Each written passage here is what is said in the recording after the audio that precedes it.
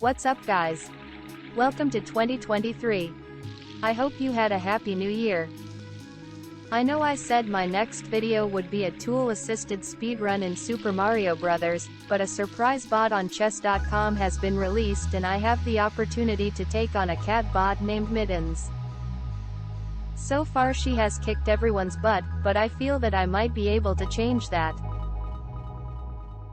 So today I will challenge Mittens on chess.com. Let's begin. Okay. That's been a while because a family member in the house was going crazy and that was more important. But I'm back and I heard that Mittens is incredibly strong, so I must be serious right away, so I will put my strongest pawn in the center right away, with the pawn to d4 as protected by the queen on d1.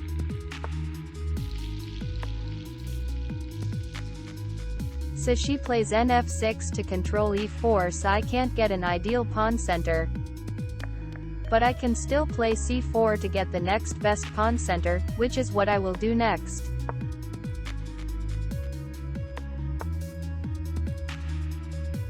Alright. I really want my pawn on e4, but her knight on f6 is controlling that square, so I need to fight for the e4 and why not develop my knight to c3 for that purpose.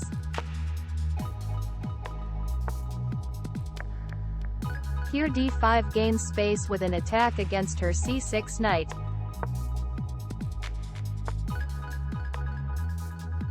Here I wanna play knight f3 and attack the e5 pawn, but she would just push to e4, so I'll put a third pawn in the center and block e4 with e4 myself.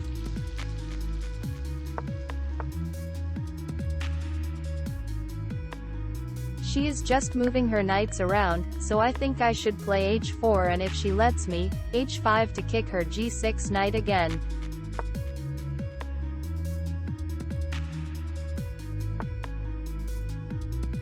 She stopped me.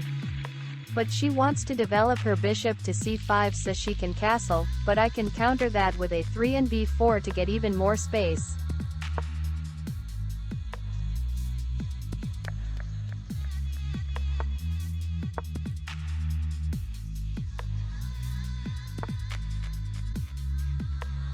Bishop to d4. Okay, my knight is hanging, so I need to be responsible for that. And with knight to e2. We can defend that knight on c3 with a threat to win the bishop pair.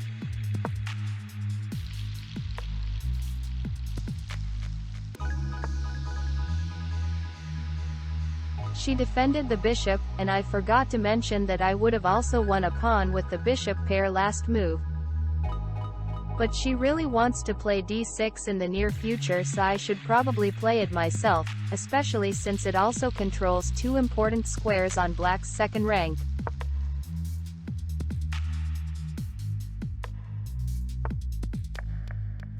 She wants to get her bishop out the other way, okay? Let's develop our own bishop to g5 with a relative pin on her f6 knight to her queen. As expected. Now she has quite a bit of pressure on my center, so I think I should strengthen my center and keep the black knight out of g4 forever, even though it's currently pinned, with pawn to f3.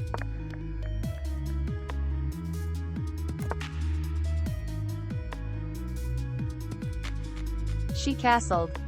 I guess I should just get the queen off the back rank with the queen to d2.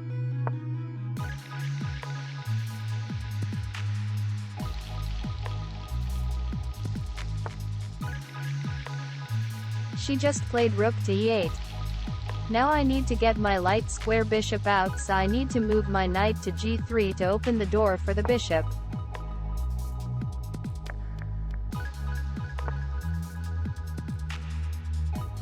Time to take advantage of the pinned f6 knight by capturing the h5 pawn with my knight and piling up on Mittens' pinned knight.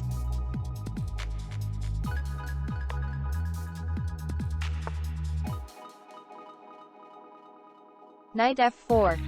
Okay, knight back to g3 to get out of trouble.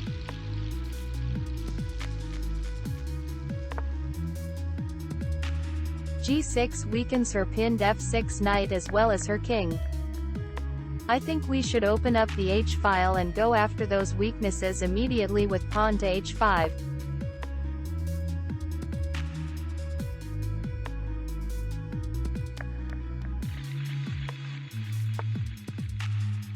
Yep. We're trading this weak rook pawn right away to open up the h-file and weaken her king.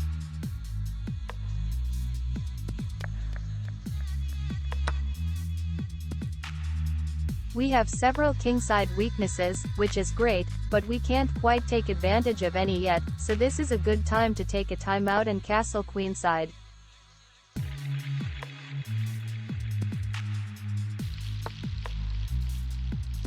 So she wants a queenside attack where my king now is.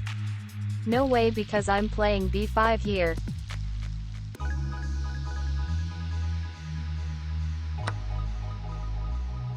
Feels so good to get our last piece into the action here with bishop to d3.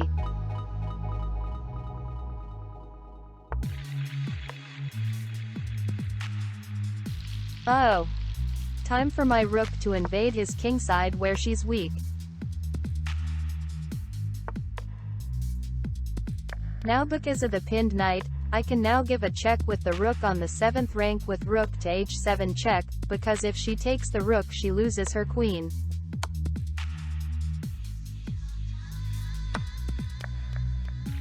She did take it.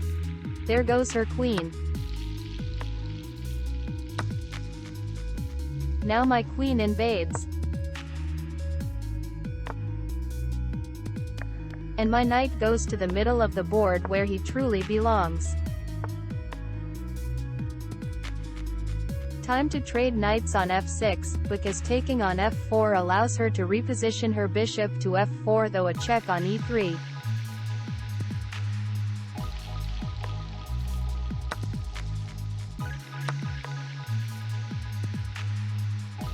Knight e2 gets another set of pieces off the board when we are ahead in material.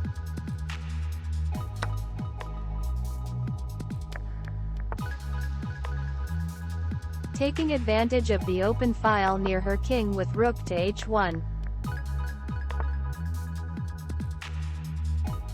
Cutting her king off to her back rank with queen to g7. A check? That's no problem, we'll just run to c2. Rook h8 check, king to e7, queen to g8.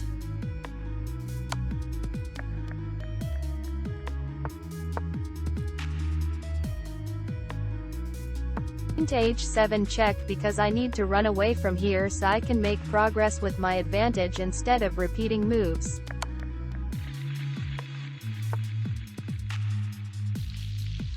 I think I forgot to unpause my recording before I spoke about the last move, but this move is queen to h2 so I can get out of trouble with an attack on her e5 pawn, which would also check her king.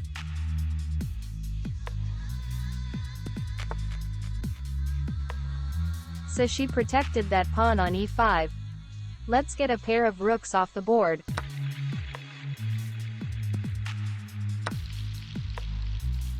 Queen to h7 check is both a skewer of her king to her bishop on b7, as well as fork to her king and g6 pawn, which is the last pawn in the way of my g2 pawn.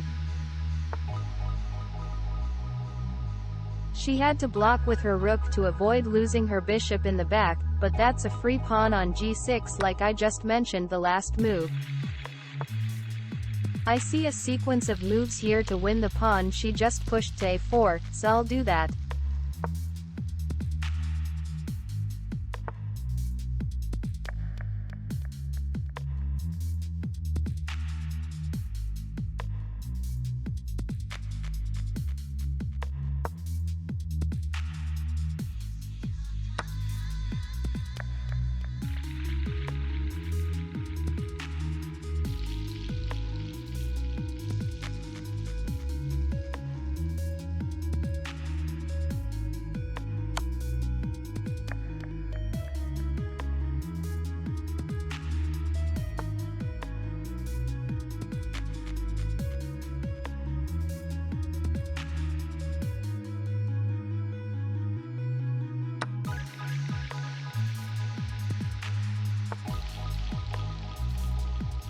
Dang it. I forgot about my own pawn. But at least we got a trade of rook pawns that could result in a book draw in the future should everything else be traded, like rook pawn alone or a queen versus Mittens a2 pawn with her king on b2. But here we need to do something with that light square bishop, so bishop to d1.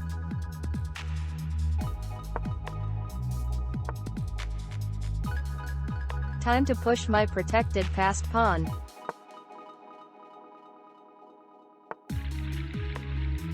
Okay. Bishop to e2.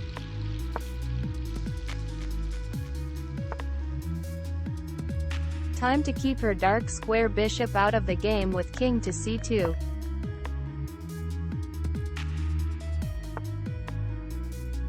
Okay. Her bishop wants the e1 square, so queen to h4.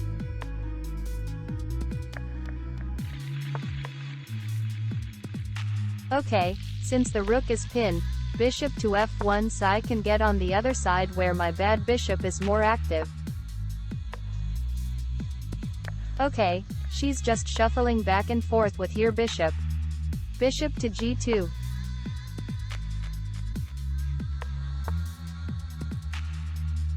So the rook is no longer pinned. Well, it's time to attack it with g5.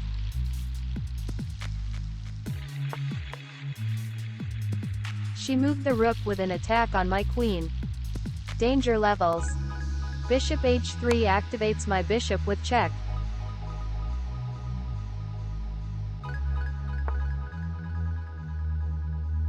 The king moved, and now I can sink my bishop into the outpost on g4, which blocks the rook's attack on my queen and protects the f3 pawn from a more active square.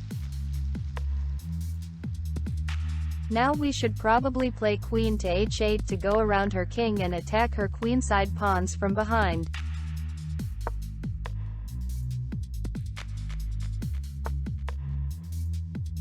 And she made a tactical error with bishop to e1 as queen to g7 check just wins the game on the spot for me, as she loses material and her king is getting mated. She blocks with bishop but she pinned herself, so g6 piles up on the pin.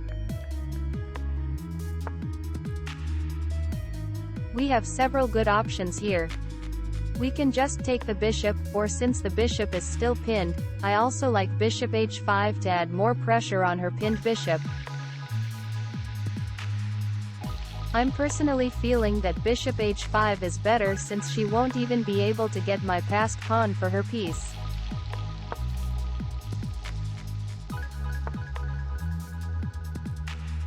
Obviously, we have the bishop here since we can win it for free.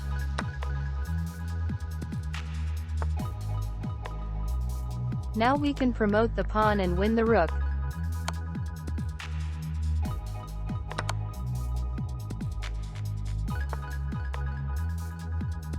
Queen to e7 check is good here to push the king to the back rank.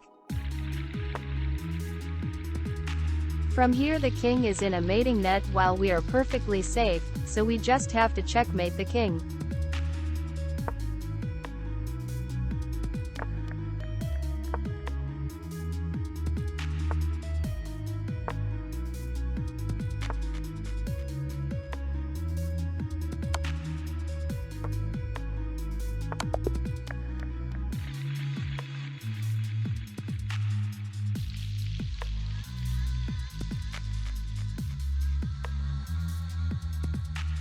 And there we go.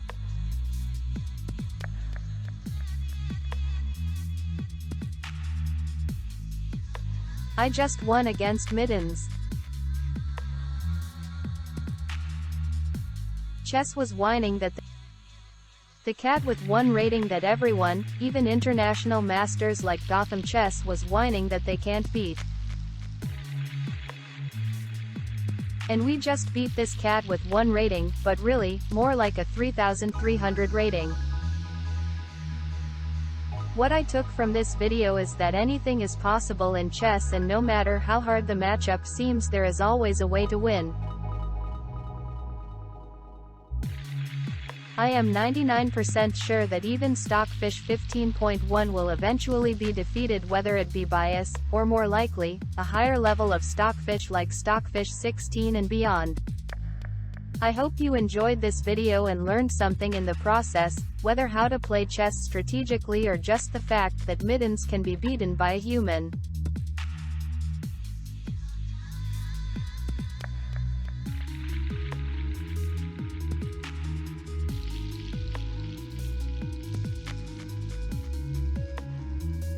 Please like, comment, and subscribe. Thanks for watching. Stay sharp, play smart, and see ya.